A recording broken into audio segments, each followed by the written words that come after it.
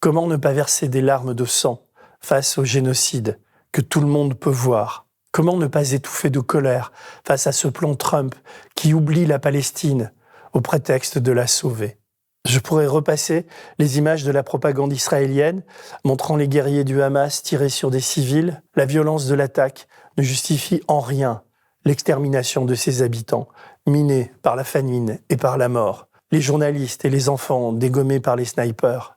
La carte géographique de Gaza et de la Cisjordanie ressemble à un gruyère, avec les Palestiniens poussés dans des trous de plus en plus larges et des colons poussés par Smotrich ou Ben-Gvir campant sur leur fromage volé. Cette haine suinte jusqu'ici en France et nous a définitivement fissurés. Comment entreprendre la moindre conversation, le moindre débat avec des négationnistes de la pire espèce? Il n'y a pas de conflit israélo-palestinien. Il y a des antisémites. C'est tout. La liberté d'expression a bon dos. Ces menteurs à la solde d'Israël, un jour, devront répondre de leurs mots. Et le pire pour la fin. Benjamin Netanyahou n'est pas seulement un criminel de guerre, c'est un chef mafieux de la pire espèce, un tricheur qui fait monter le Hamas pour enrayer le processus de paix.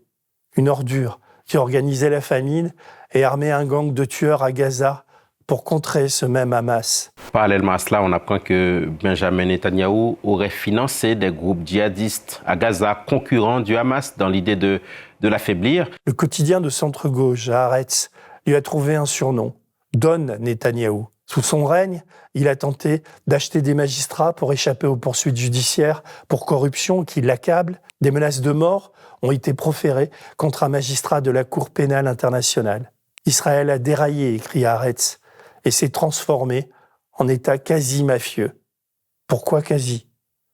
La presse a multiplié les révélations sur les affaires et l'enrichissement de sa famille. Mais Don Netanyahou semble s'en foutre. Il met en application les maximes érigées par Cohn et Trump.